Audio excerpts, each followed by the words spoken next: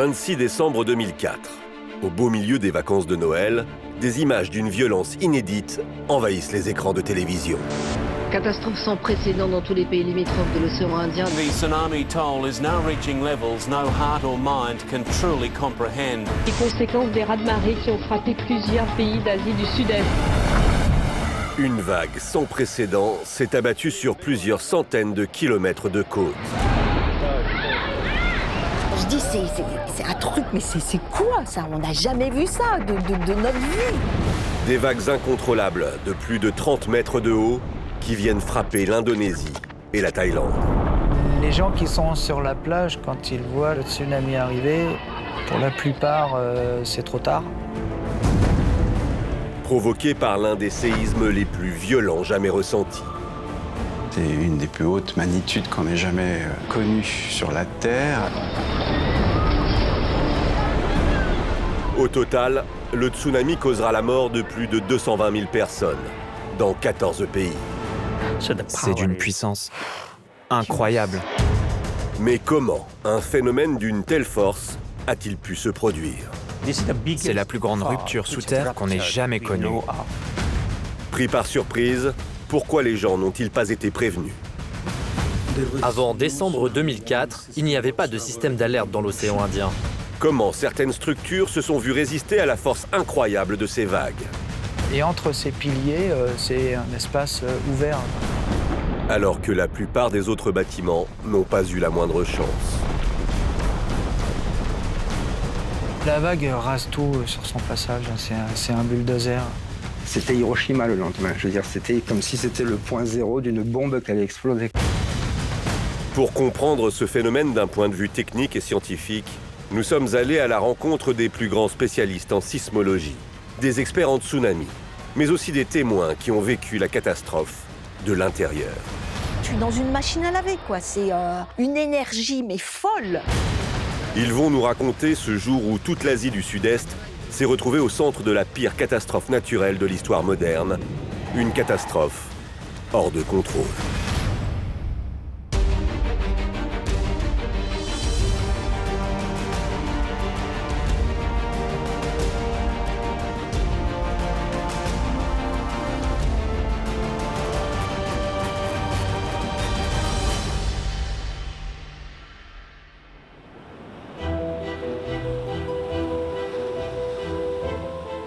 « 24 décembre 2004, en Asie du Sud-Est. De nombreux touristes se préparent à célébrer Noël sur les plages paradisiaques de la Thaïlande ou encore du Sri Lanka. Parmi eux, Chris Chapman. Il a fait le voyage avec sa femme depuis Cambridge en Angleterre pour rejoindre de la famille sur les côtes sud-ouest du Sri Lanka.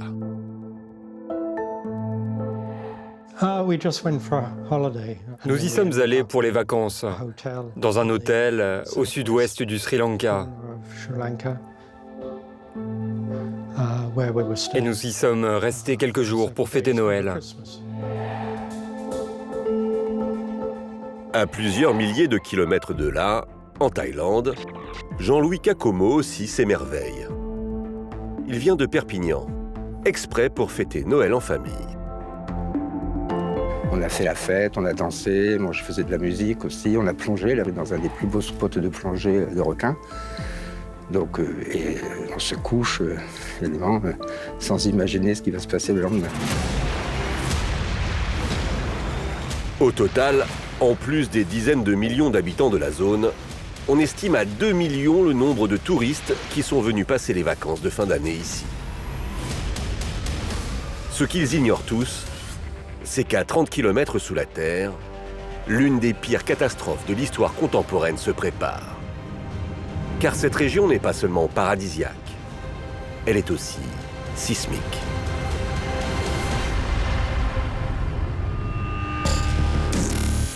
D'un point de vue sismique, la zone Asie du Sud-Est est l'une des régions les plus actives au monde.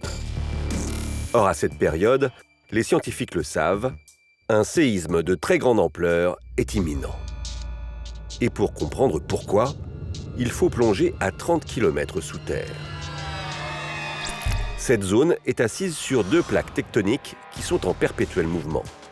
La plaque indo-australienne et la plaque eurasiatique. Cette zone, où se rencontrent 2 plaques, est appelée zone de subduction, ou faille. La zone de Sumatra, c'est une zone de subduction où la plaque indo-australienne plonge sous la plaque eurasiatique à une vitesse assez rapide de 4-5 cm par an. Jérôme Gaillardet est géochimiste et professeur à l'Institut de physique du Globe de Paris. Il sait que cette faille est particulièrement dangereuse. Et ces plaques, elles sont rigides, elles sont solides, et par conséquent, cette rencontre ne se fait pas sans frottement. D'autant que la faille de Sumatra a une particularité. Comprimée depuis très longtemps, elle a emmagasiné une énergie considérable qui peut se libérer à tout moment. La faille agit un petit peu comme un ressort qui va se comprimer jusqu'au moment où il se détend brutalement. C'est exactement l'image d'un bâton ou d'une règle que vous commencez à plier. Elle se déforme, mais à un certain moment, si vous continuez à mettre des contraintes, ce bâton ou cette règle casse. C'est exactement ce qui se passe à Sumatra. Une des plaques passe sous l'autre, c'est difficile, ça frotte, et à un moment, ça casse. Or, dans cette zone, cela fait 97 ans qu'aucun séisme d'envergure n'a été enregistré. À Sumatra, la Terre n'a pas tremblé depuis longtemps. L'absence de séisme, pendant très longtemps, signifie qu'un gros va se produire lorsqu'on va relâcher la contrainte, les pressions. Que se passe-t-il quand ces plaques restent bloquées pendant une certaine période? Si elles restent bloquées pendant 10 ans, vous aurez un séisme de magnitude 7. Pendant 20 ans, ce sera une magnitude 8. Pendant 200 ans, une magnitude de 8 ou 8,5, et ainsi de suite. C'est ça, le concept de la subduction. Les scientifiques en sont convaincus. Le prochain séisme qui se produira sera d'une violence inouïe. Problème, ils sont incapables de le prévoir. Ce qu'ils ignorent, c'est que ce n'est plus qu'une question d'heure.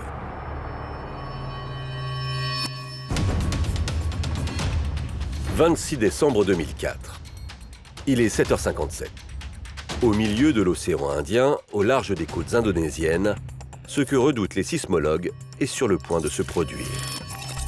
À 30 km sous terre, la plaque eurasiatique, comprimée depuis près d'un siècle, reprend brutalement sa forme initiale. Elle libère alors une énergie considérable, l'équivalent de 23 000 bombes atomiques. Et ce n'est pas tout. Un séisme de cette taille, en fait, ça n'est pas un point. C'est une zone qui est en rupture sur des centaines et ici même un millier de kilomètres, plus d'un millier de kilomètres. En effet, l'énergie libérée est telle que le séisme se propage sur une longueur de plus de 1500 km de long, soit plus de la longueur de la France, du nord au sud. Satish Singh est expert en géosciences marines, spécialisé sur la faille de Sumatra. Pour lui, un séisme de cette étendue, c'est du jamais vu. C'est énorme. C'est la zone la plus étendue que nous connaissons. Ça se casse en un endroit et ça crée un effet domino en se propageant sur tout le long de la faille. Et ce qui se passe sous l'océan va avoir des conséquences dramatiques à la surface de la Terre.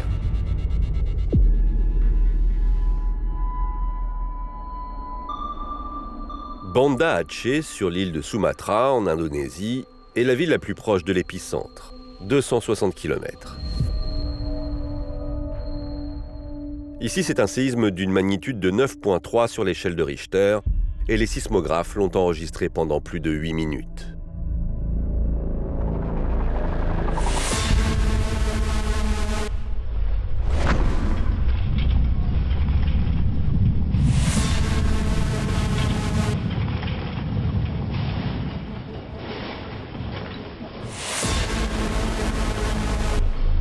Le peu d'images existantes montre essentiellement des populations tentant de s'éloigner des bâtiments. C'est un séisme qui est très fort, hein. C'est une des plus hautes magnitudes qu'on ait jamais connue sur la Terre et probablement c'est la seule dans des endroits aussi habités. On a vraiment affaire à quelque chose de peu fréquent et dont les conséquences effectivement ont été dévastatrices. 12 minutes après le déclenchement du séisme, à 500 km de là, l'île de Koh Phi Phi en Thaïlande est elle aussi touchée.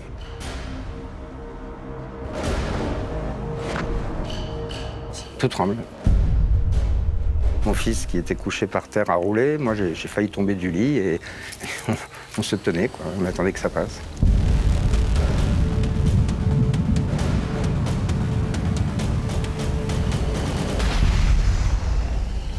Il est 8h15, soit 17 minutes après le début de la catastrophe, et à travers l'Asie du Sud-Est, la Terre semble s'être calmée.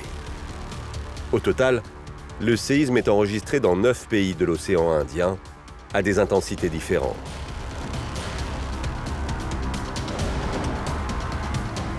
À partir du moment où les gens se relèvent, la première chose qu'ils font, c'est aller chercher les victimes, voir les dégâts.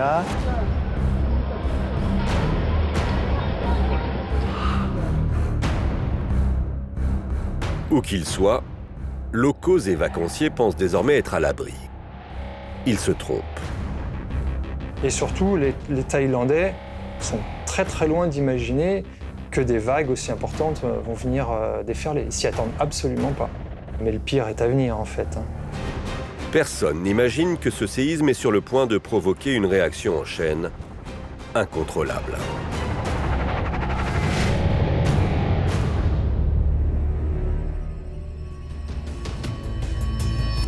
À 10 000 km de là, à Hawaï, dans l'océan Pacifique, des scientifiques du Centre d'alerte au tsunami voient leurs instruments de mesure sismique s'affoler. Un tsunami est bel et bien redouté. À chaque fois qu'il y a un gros séisme qui se produit en bord de mer, il faut avoir en tête la possibilité d'un tsunami. Mais aussi incroyable que cela puisse paraître, l'information n'est pas transmise.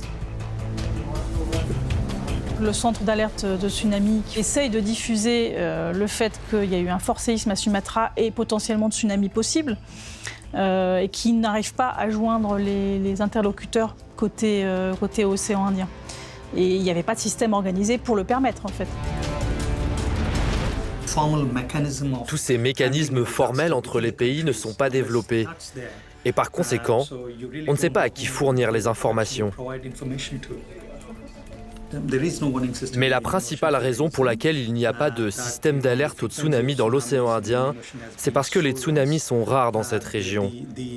Et la dernière fois que l'on a observé un phénomène de cette ampleur, c'était en 1883.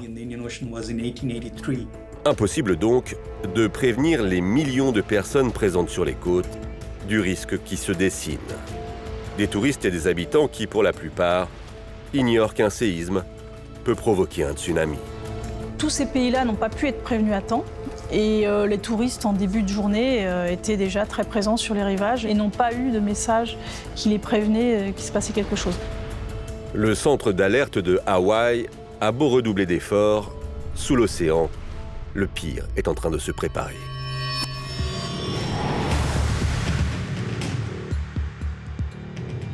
Pour comprendre le risque qui couve, il faut revenir au niveau de la faille de subduction. En reprenant subitement sa forme initiale, la plaque eurasiatique a provoqué le soulèvement du fond marin de près de 8 mètres. La force est telle qu'elle ne s'étend pas uniquement à cette zone, loin de là. Ça a été enregistré dans le monde entier. Dans le marégraphe de Brest, on recense le tsunami, on le voit arriver. Alors ça fait un tout petit truc, mais on sait que c'est lui. On appelle ça pratiquement des tsunamis globaux dans le sens où tout l'océan, à un moment donné, est touché. L'océan mondial vibre, reçoit cette vibration, à un moment donné, cette propagation. Hélène Hébert est experte tsunami au commissariat à l'énergie atomique et aux énergies alternatives. Elle a recréé par informatique ce qui s'est déroulé au cœur de l'océan. Vous avez toute la colonne d'eau qui est soulevée en quelques minutes et qui évidemment va retourner à son équilibre en se mettant à osciller. Et à partir de là, donc, le tsunami va se propager de part et d'autre, formant un train d'ondes. C'est pas une seule onde, il y a une forte onde au début, mais après il y a plusieurs ondes qui se propagent.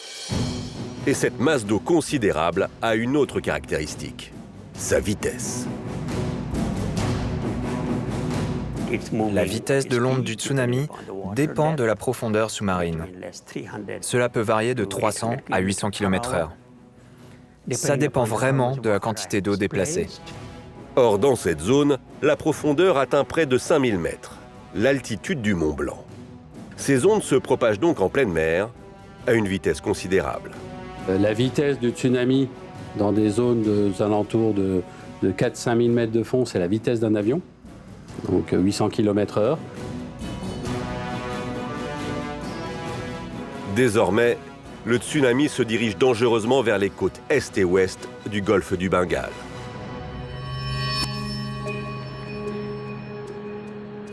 Il est 8h38, soit à peu près 40 minutes après le séisme. Partout en Asie du Sud-Est, c'est le même scénario qui va se reproduire.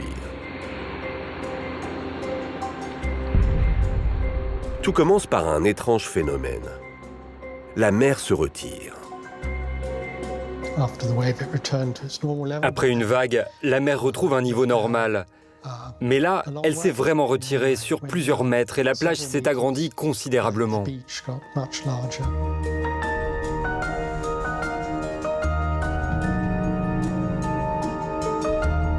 L'eau, elle était partie, oui, comme l'océan Atlantique, quoi. Elle s'était tellement retirée que les bateaux étaient à sec, quoi. Les pagodes thaïlandaises, elles étaient du coup retournées, il n'y avait plus d'eau. Et les gens s'avançaient pour voir jusqu'où ça s'était retiré, quoi. La curiosité va alors pousser de nombreux touristes à observer le phénomène. Ils ne savent pas qu'ils prennent un risque qui peut leur être fatal. Beaucoup de gens sont allés ramasser les poissons, se sont avancés. Vous allez regarder, voir limite s'amuser. On peut voir la mer reculer d'une centaine de mètres. Et il y a des endroits où le corail est totalement hors de l'eau. Et comme la mer s'est retirée, ils venaient voir les poissons échouer sur le sable. Ce sont tous ces phénomènes qui attirent les gens. Beaucoup pensent assister à une grande marée. Il s'agit en fait du signe avant-coureur de quelque chose de bien plus grave. Si la mer se retire, c'est qu'une énorme vague est en train de se créer au large. Il y a un phénomène très souvent, effectivement, où la mer va d'abord se retirer du rivage parce que l'ondulation qui arrive au large, finalement, attire un peu l'eau qui est à la plage. Quand l'onde approche des côtes, d'une certaine façon, la mer se retire pendant un certain temps avant de refluer de manière massive. Autrement dit, l'eau du rivage vient alimenter la vague en train de se former au large. Un phénomène qui dure en moyenne 20 minutes.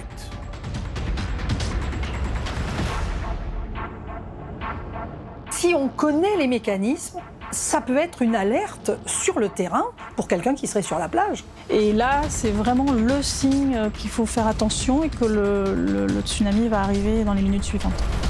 Rien ne peut arrêter l'engrenage. Et pour la plupart des témoins, il est désormais trop tard pour fuir.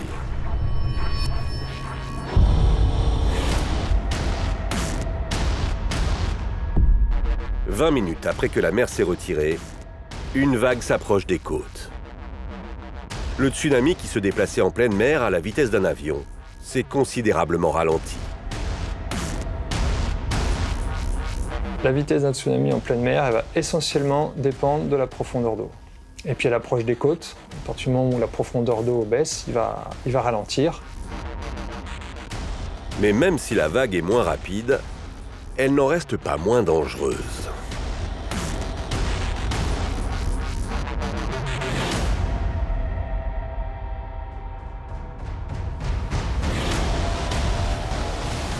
On voit une zone d'écume qui devient de plus en plus menaçante, enfin de plus en plus haute, et qui s'approche à une vitesse de l'ordre de 30-40 km/h.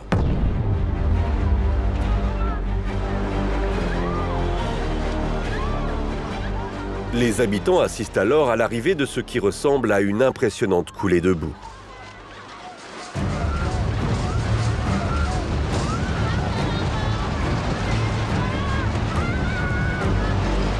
Ça va très vite. Quelqu'un qui court ne peut pas s'en sortir. Ça va beaucoup plus vite qu'une personne en train de courir.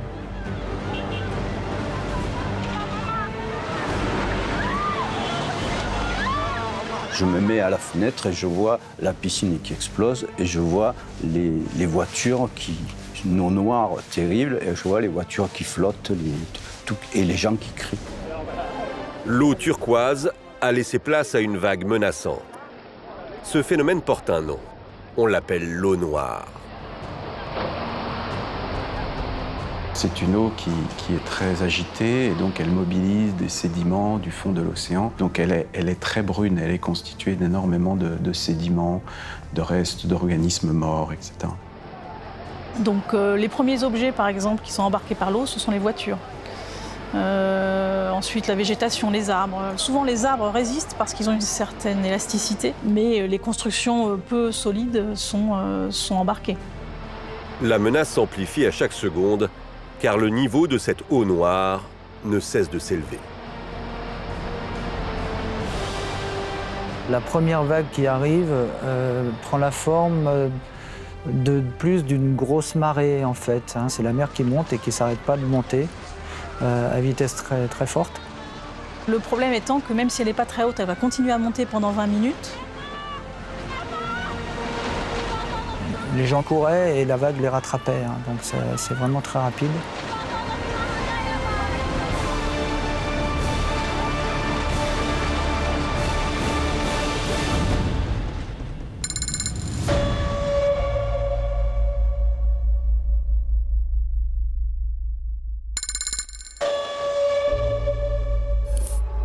À 9h25, sur leur île thaïlandaise, les touristes constatent une chose étrange. Il n'y a pas un bruit. Et ça m'avait foutu les jetons. J'ai dit, c'est bizarre, quoi. C'est pas normal. Il n'y a pas un oiseau qui chante, il n'y a pas un singe qui crie, alors qu'on entendait ça à longueur de journée.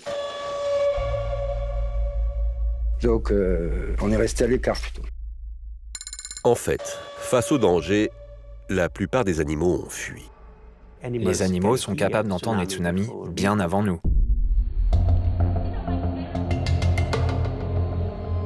Comme en attestent ces images amateurs, tout à coup ici aussi, une vague s'approche des terres. De loin, on a l'impression que c'est pas très haut. En fait, ça fait déjà 3-4 mètres. 9 minutes plus tard, à 9h55, c'est au tour du Sri Lanka d'être touché. Bérangère Prévost comprend vite que son hôtel ne va pas pouvoir résister. Alors, de là où nous sommes, au lobby, nous ne voyons pas la mer. D'accord ? Même si l'hôtel est construit comme ça en bord de mer, des petits bungalows, on n'est pas dans une structure, un grand bâtiment. C'est vraiment des petits bungalows comme ça qui jalonnent le bord de mer. On voit arriver, entre les bungalows, une espèce de boue, comme une vague un peu marron, etc. Et en même temps, il y a un Sri Lankais qui arrivait de la plage, donc qui a émergé comme ça des bungalows en criant « Run, run !» Et puis le bruit devient de plus en plus sourd, donc on se dit « Il se passe quelque chose ». Franck Lavigne est géographe et directeur du laboratoire de l'Université Paris 1.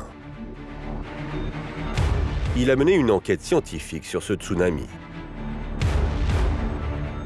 La première vague est assez petite. C'est souvent le cas lors des tsunamis. La première fait 2 mètres, 1,50 m, 2 mètres, 3 mètres. Et ça correspond souvent au pied de la très grosse qui suit derrière. Car ce que tout le monde ignore, c'est que cette vague n'est rien à côté de ce qui les attend. Une deuxième vague, bien plus haute, qui s'apprête à déferler. Une première vague comme ça, elle est quasiment systématiquement suivie par 2, 3 autres grosses vagues et beaucoup plus hautes. Alors peut-être pas forcément aussi rapide, mais plus haute. Et là, la deuxième vague à Banda Aceh, celle-là, elle est immense. Elle fait entre 15 et 25 mètres de haut. Jusqu'à à certains endroits, elle dépasse les 30 mètres. Donc c'est la plus grosse vague de tsunami quasiment qu'on ait observée depuis très longtemps en fait.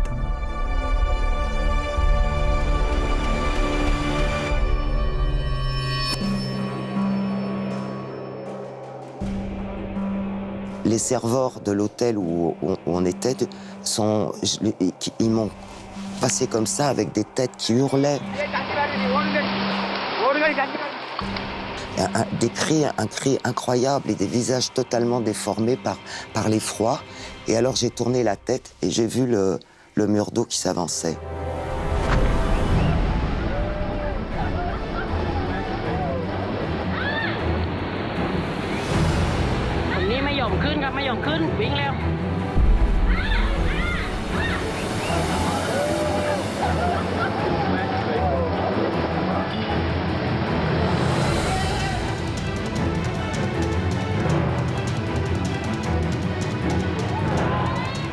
Dans les autres pays, ce sont des vagues de 15 mètres de haut qui déferlent, la taille d'un immeuble de 5 étages.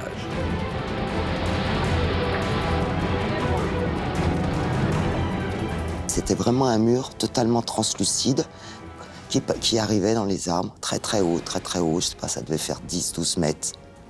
Et là, je sais pas, on passe dans une autre dimension. Regardez par la fenêtre, on voit les gens sortir des chambres par les fenêtres. C'était plus accessible l'entrée, l'eau commençait à rentrer. Donc on les voit monter par les fenêtres, et là j'ai dit, oula, il faut se tirer d'ici.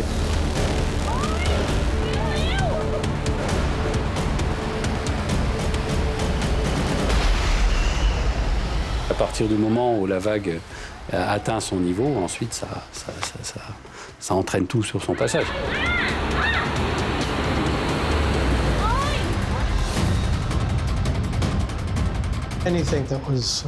L'eau balaye tout sur son passage, et tout ce qui se trouve dans l'hôtel est ramené dans le hall d'entrée.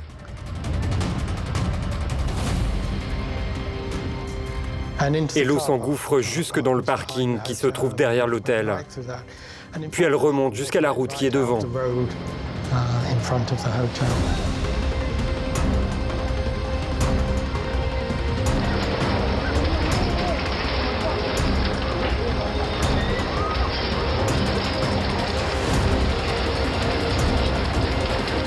C'est d'une puissance incroyable. Je ne peux pas décrire sa force réelle. C'est vraiment indescriptible.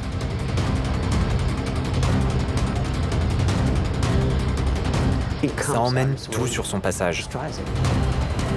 Et surtout, il ne s'agit pas d'une seule vague. C'est une succession de vagues, une succession d'attaques, donc de tsunamis, qui va se reproduire tous les 30 minutes environ.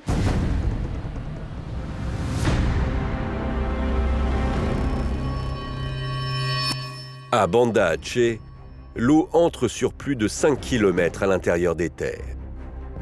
Et comme on peut le voir sur ces images, au fur et à mesure de sa progression, un phénomène amplifie sa dangerosité. Alors la vague, elle charrie tout. Elle emmène, c'est en bord de mer, il y a des arbres, des petits rochers, etc. Elle emporte tout avec elle. Je pense que le plus gros danger avec un tsunami, ce sont les débris et notamment le bois qu'il y a dans l'eau. Tout le monde a vu des images avec le tsunami qui avance dans les villes et qui charrie tout sur son passage.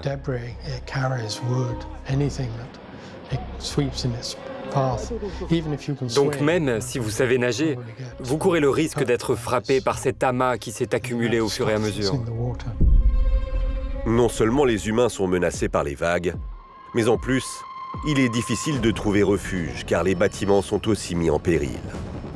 Le problème quand on a un tsunami comme ça, c'est que c'est de l'eau à l'arrivée de la côte. Et au fur et à mesure qu'elle se propage, et ben comme elle racle tout sur son passage, elle emmène tout ce qui existe. Cette eau chargée de débris exerce une pression telle sur les structures qu'elle les fait céder les unes après les autres et continue sa course à l'intérieur des terres. Ça rase tout. Sur le premier kilomètre, voire 2 kilomètres par endroit, ça rase vraiment tout.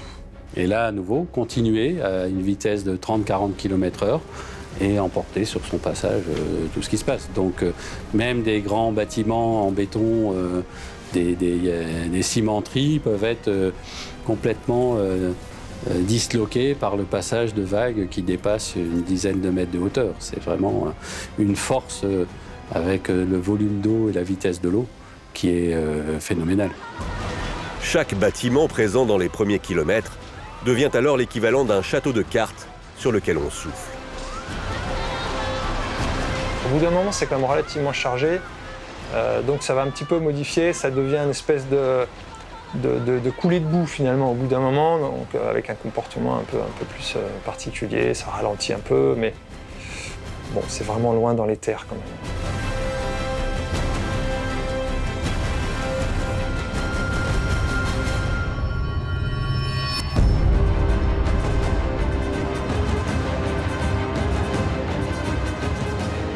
Touristes et habitants tentent de regagner les quelques lieux épargnés par la montée de l'eau.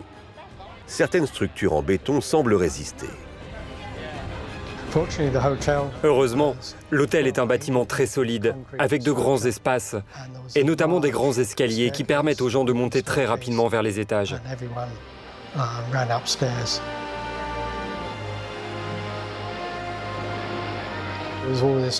Et puis, il y a tous ces bruits. Les arbres qui sont emportés, les débris qui viennent casser les vitres de l'hôtel. Je n'avais jamais entendu un bruit pareil.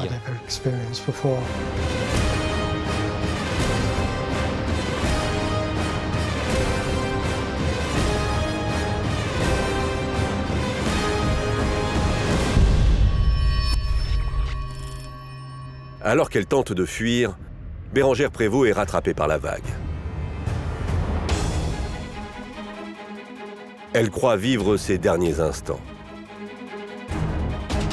Tout d'un coup, mais il y a un truc, mais venu de je ne sais pas où, qui me soulève de terre, mais avec une force et une violence incroyable. Et là, j'ai même pas le temps de je veux dire, je ne sais pas ce qui se passe. Tout ce bruit, et le fait que je sache nager, ça change rien. Je suis dans une machine à laver, quoi. Ça fait du bruit, c'est violent, c'est une énergie mais folle. Et je me dis, bah voilà, tu vas mourir. Bérengère est emportée sur plusieurs kilomètres. Sauf qu'à un moment, ça s'apaise. Vous savez, comme une vague quand on se baigne, puis on est ramené vers le bord. Là. Donc ça, c'est ce qui se passe. Et donc du coup, j'ai refait surface. Mais ce ne sera malheureusement pas le cas de milliers d'autres personnes prises au piège de la vague mortelle.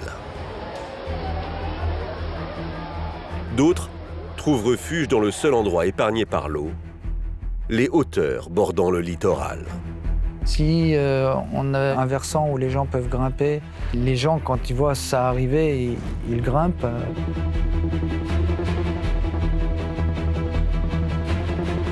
Il y a une montagne qui s'appelle le Viewpoint.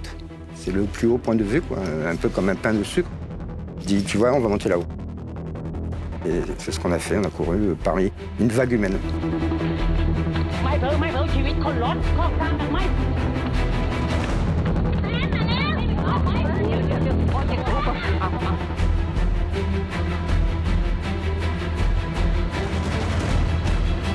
Et on est monté à flanc de... Bon, et on est monté, c'est une montagne sauvage, hein, c'est la jungle. C'est alors une très longue attente qui commence pour tous les rescapés.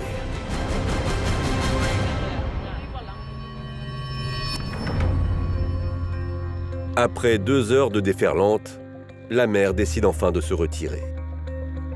Réfugié sur les hauteurs de son île thaïlandaise, Jean-Louis Kakomo et des milliers d'autres n'ont aucune information sur ce qu'il se passe. Tous décident donc de rester à l'abri. Ils ne savent pas que le tsunami est terminé. Ça a été long après la tempête. On n'avait pas d'informations de l'extérieur, tout était coupé, toutes les communications, mais par contre, on voyait au large les bateaux. Ils restaient au large. Ça veut dire que l'alerte n'est pas finie, qu'il peut y avoir d'autres vagues. Ne connaissant absolument pas ce que c'était finalement ce phénomène, sont restés plusieurs jours, parfois dans des endroits en Thaïlande. On a eu des témoignages de personnes qui se sont réfugiées quelques jours en altitude. Mais ce que tout le monde redoute, c'est la vision d'horreur qui les attend lorsqu'ils vont redescendre. La catastrophe naturelle va laisser place à une catastrophe humanitaire.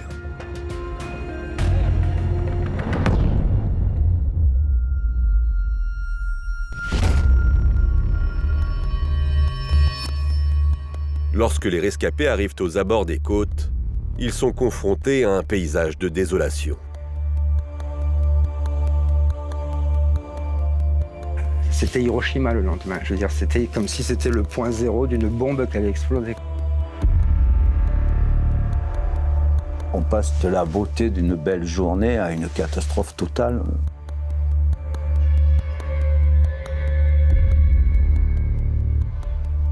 C'était terrible parce qu'il y avait un homme qui avait son enfant noyé dans les bras.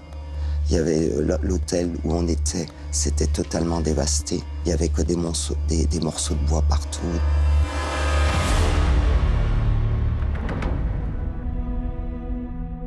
Et le pays où le tsunami a été de loin le plus violent, c'est l'Indonésie. Et plus particulièrement à Banda Aceh, ville de plus de 220 000 habitants. Comme le montrent ces deux images prises par satellite avant et après la catastrophe, les rues et les quartiers ne sont plus que le théâtre de scènes de désolation.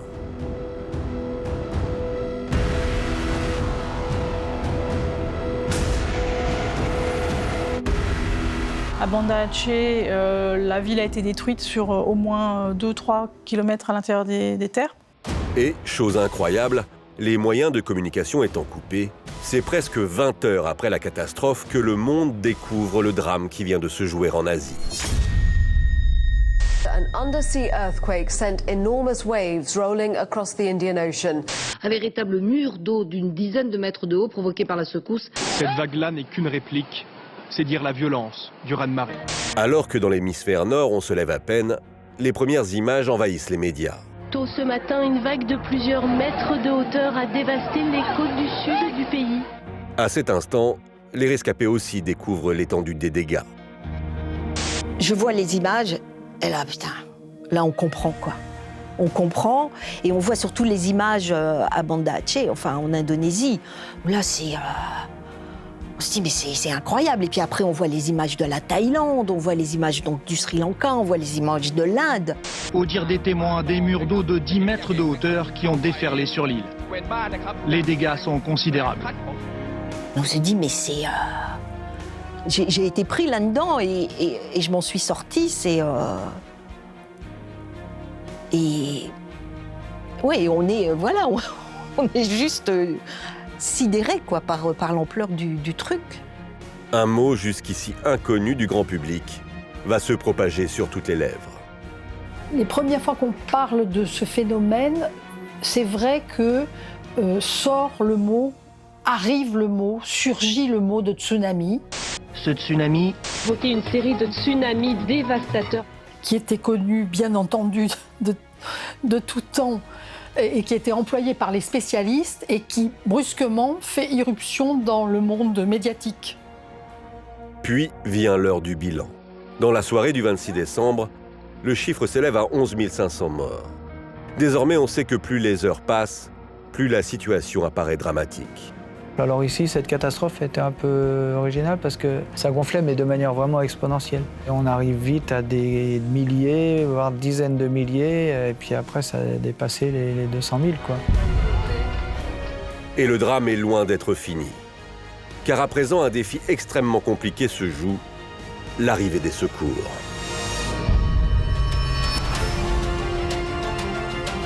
« 27 décembre 2004. Plus de 24 heures après le début de la catastrophe. L'opération humanitaire qui se met en place est la plus importante jamais organisée dans le monde. On parle de 5 millions de personnes dans la plus grande nécessité. Mais alors que l'eau vient seulement de se retirer, un nouveau défi de taille s'annonce. Comment faire venir les secours ? Là aussi, il faut que vous déployiez des moyens d'accès ad hoc, des hélicoptères, des avions, mais aussi de quoi transporter localement tous les blessés. C'est extrêmement difficile d'accéder à eux. Mais les secours peinent à arriver, car tous les moyens d'accès sont coupés. Les rescapés n'ont alors pas d'autre choix que de s'improviser secouristes.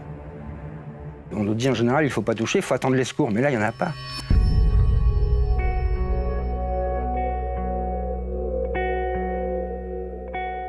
Les géographes Franck Lavigne et Raphaël Paris se sont rendus en Indonésie dans les jours qui ont suivi la catastrophe pour une mission scientifique. Quand on arrive quelques jours, à peu près une dizaine de jours après le tsunami, c'est un scénario catastrophe. Ça avait quelque chose de biblique. On est dans la catastrophe biblique, là, que ça c'est le truc absolument catastrophique, quoi. Je me souviendrai toujours la route que j'ai prise du centre-ville de Banda Aceh jusqu'à la mer. De part et d'autre, c'est un champ de bataille, quoi, des ruines partout. Il faut s'imaginer 300 km de littoral complètement saigné à blanc, quoi. Il n'y a plus rien, quoi. Tout est réduit à 1 mètre de haut. Voilà.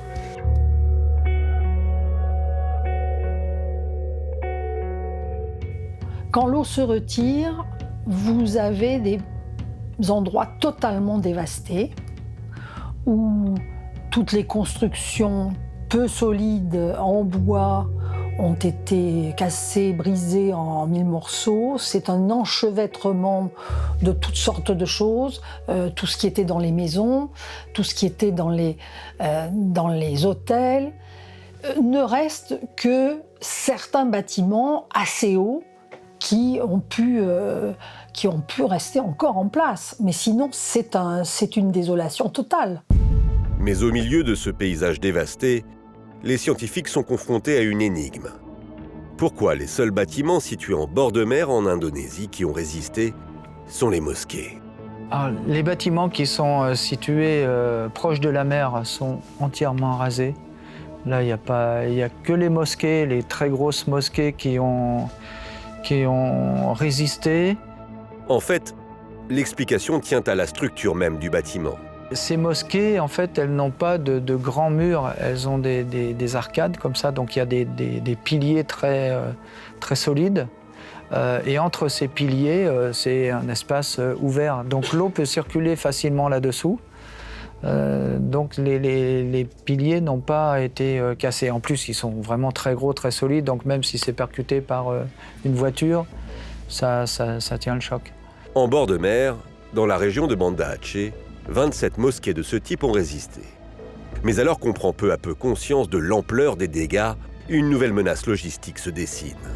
Le problème qui se pose immédiatement, c'est très vite leur fournir de l'eau potable. Les gens n'avaient plus d'eau potable, les puits étaient empoisonnés, les écoles détruites, les filets des pêcheurs, tout était détruit.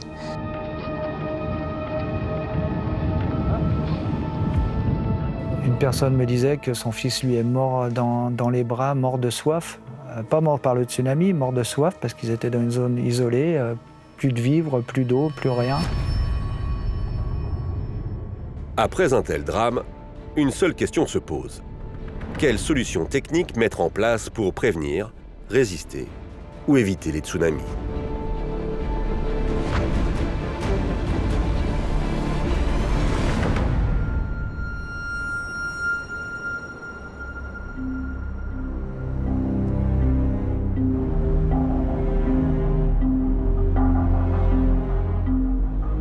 Nous sommes en 2011, soit 7 ans après la catastrophe.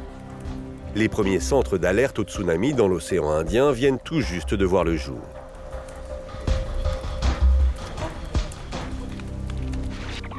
Thorkil Aharup est directeur de la commission à l'UNESCO qui a été mandaté pour superviser cette mise en place.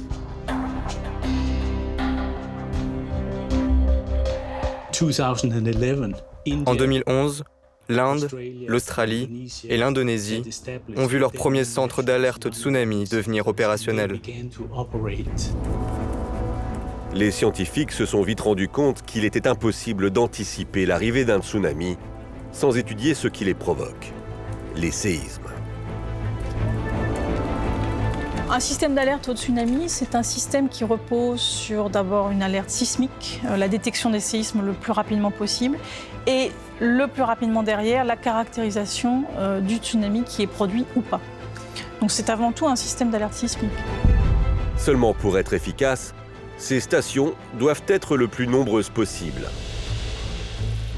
Srinivasa Kumar Tumala est l'actuel directeur à l'UNESCO de ces systèmes d'alerte dans l'océan Indien. Avant 2004, nous avions seulement 5 ou 6 stations sismiques dans tout l'océan Indien. Maintenant, grâce aux contributions des États membres, nous en avons environ 150. Et c'est grâce à toutes ces stations que l'on peut détecter les séismes. Mais quand un séisme puissant se produit, comment savoir s'il provoquera un tsunami? Les 3 centres d'alerte situés en Australie, en Inde et en Indonésie disposent d'outils un peu particuliers. Ces bouées haute technologie, des tsunamimètres. Les tsunamimètres sont des capteurs de pression installés au fond de la mer qui voient passer le tsunami au large. Les données sont alors transmises par radar sous-marin jusqu'à la bouée en surface pour être ensuite envoyées par satellite aux différents centres d'alerte concernés. Ces centres d'alerte ont un personnel qui travaille 24 heures sur 24, 7 jours sur 7, pour recevoir des données en temps réel. Répartis dans l'océan Indien, ce réseau d'une centaine de bouées doit permettre de prévenir les populations en danger en 15 minutes. Des populations qui ont donc toutes appris à réagir en cas de séisme. Même si, comme le prouvent les tsunamis qui ont touché l'Indonésie en juillet 2006 ou encore en septembre 2018, rien ne permet de s'opposer à la force de l'océan. Seule solution, éviter qu'une catastrophe ne fasse autant de dégâts que lors des raz-de-marée de 2004, où 223 492 personnes ont trouvé la mort dans 14 pays. Plus de 5 000 en Thaïlande, où près de la moitié sont des étrangers. Plus de 12 000 en Inde et plus de 35 000 au Sri Lanka. Mais là où l'on compte le plus de pertes, c'est de loin en Indonésie, sur l'île de Sumatra. Le chiffre s'élève à plus de 130 000 morts et 25 000 disparus. Des chiffres qui dépassent l'entendement. À Banda Aceh, au nord de Sumatra, 90 000 personnes ont disparu. Et selon les endroits, 5 à 9 personnes sur 10 ont trouvé la mort. L'événement de 2004 a provoqué plus de victimes que tous les tsunamis connus par le passé. C'est le genre de catastrophe qui ne touche pas uniquement les pays concernés. Parce que ça a aussi touché des familles et des pays en dehors de l'océan Indien. Le monde entier a été affecté par cette catastrophe.